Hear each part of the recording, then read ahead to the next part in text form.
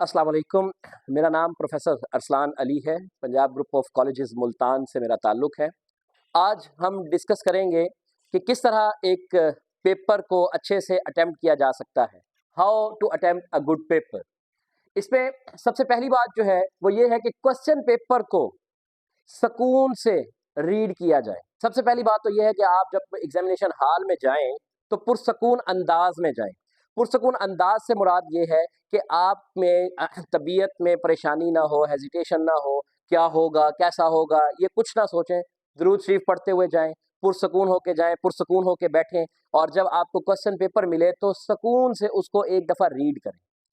अगर कोई सवाल मुश्किल मिल भी जाता है तो उस मुश्किल सवाल की वजह से परेशान मत हों, बल्कि मुकम्मल क्वेश्चन पेपर को तसल्ली से पढ़ें और ये समझने की कोशिश करें कि इसमें से कितने क्वेश्चंस हैं जो आपको बेहतरीन आते हैं।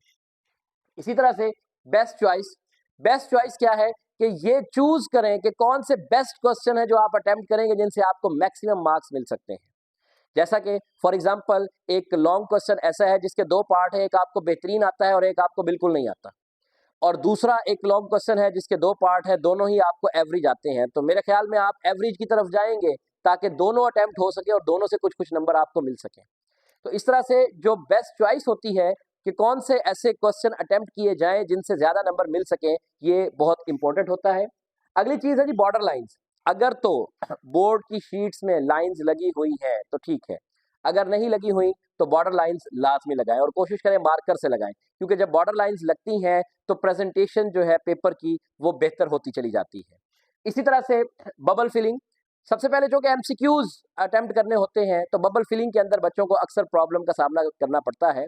कॉलेज के टेस्ट वगैरह दे दे के इतनी तो प्रैक्टिस हो चुकी होती है कि बबल कैसे फिल करना है। ज्यादातर जो प्रॉब्लम बच्चों को फेस करना पड़ता है वो ये है कि जल्दी में क्वेश्चन नंबर 4 का जो आंसर लगाना था वो 5 में फिल कर दिया, 5 का 6 में फिल कर दिया, और इस तरह से मामलात जो है वो खराब होते चले गए।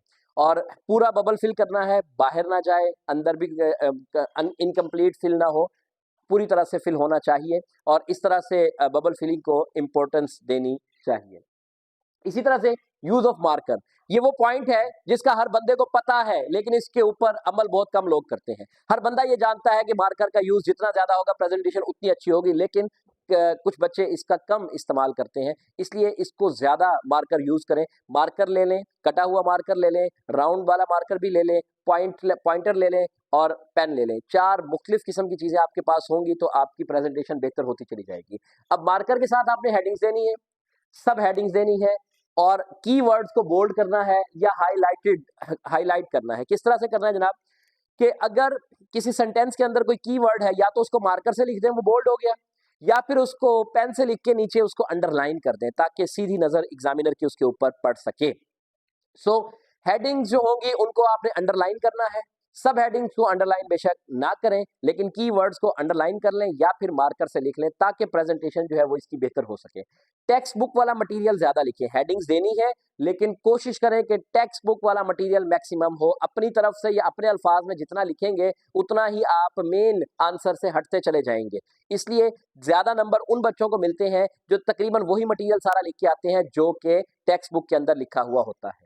इसी तरह से सिमिट्री क्या है, एक आंसर जब आपने लिखना शुरू किया तो वो शुरू से लेके आखिर तक एक ही पैटर्न में होना चाहिए।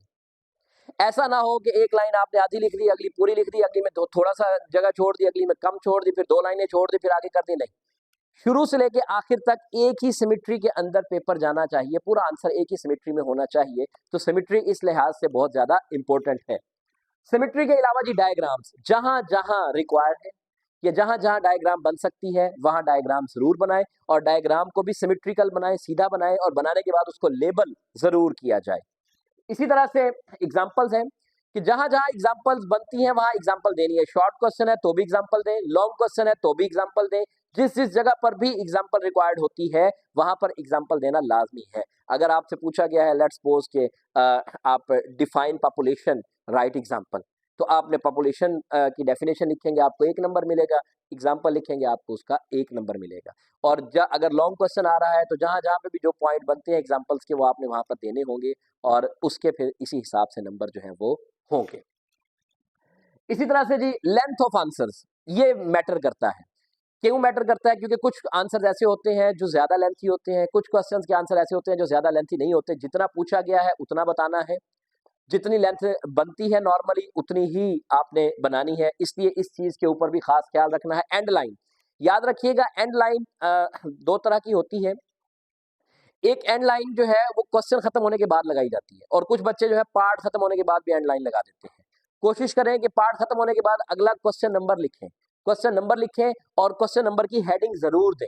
ऐसा नहीं है कि जब टाइम बचाने के लिए हम कहते हैं जी क्वेश्चन ना लिखें, तो क्वेश्चन नहीं लिखते तो हम सिर्फ नंबर दे के आगे जाते रहते हैं। इससे भी एग्जामिनर थोड़ा सा कंफ्यूज होता है। बेहतर है कि क्वेश्चन नंबर दे के जो भी क्वेश्चन है उसकी नीचे हेडिंग दे दे, ताकि जस्ट हेडिंग रीड करने से पता चल जाए एग्जामिनर को कि ये कौन सा क्वेश्चन अटेम्प्ट किया जा रहा है। सो क्वेश्चन जहां पे कंप्लीट हो वहां पे एंड लाइन लगाएं, और नेक्स्ट क्वेश्चन स्टार्ट हो, पार्ट्स और क्वेश्चन में डिफरेंस वाज़ेह रखना चाहिए। इसी तरह से जी क्वेश्चन स्टेटमेंट और क्वेश्चन नंबर्स यानी कि स्टेटमेंट पूरी ना लिखें, जस्ट हेडिंग दे दें और नंबर दे दें, और उसके अलावा क्वेश्चन कंप्लीट होने पे बाकायदा एक एंडिंग लाइन हो, और फिर नेक्स्ट क्वेश्चन से पहले बड़ा सारा क्वेश्चन नंबर 2 या क्वेश्चन नंबर 3 लिखें, ताकि एग्जामिनर को पता हो कि ये नेक्स्ट पार्ट जो है यहाँ से स्टार्ट हो रहा है। इंशाअल्लाह